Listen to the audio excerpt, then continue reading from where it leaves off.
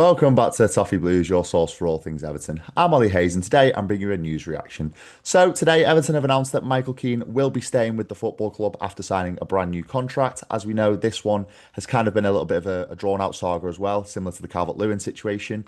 Michael Keane's obviously been assessing his options of where he wants to play football next season. I think there was a host of newly promoted sides, along with some championship sides that were interested in him. But it has now officially been confirmed by the club that he has signed a new one-year contract extension, keeping him at the club until 2026. My initial thoughts on this one, I think obviously every Evertonian knows that we've got a massive workload this summer.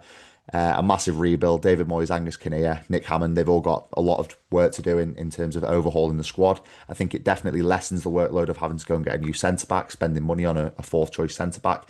Keane obviously is quite happy to operate as that fourth choice centre back, but I do think he will get minutes this year. Tarkowski's obviously not getting any younger and coming back from a very difficult, tough hamstring injury, which he sustained at the back end of last season.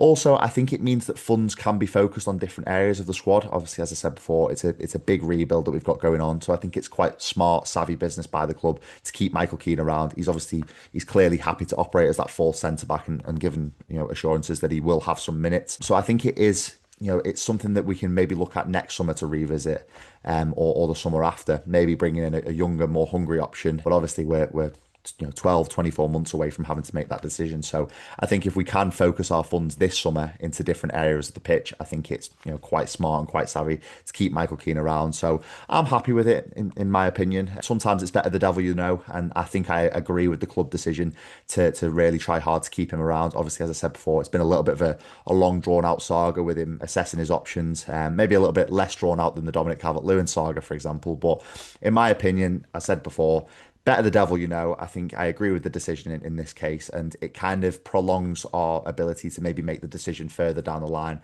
and paper over some potential cracks that maybe might come in 12, 24 months down the line.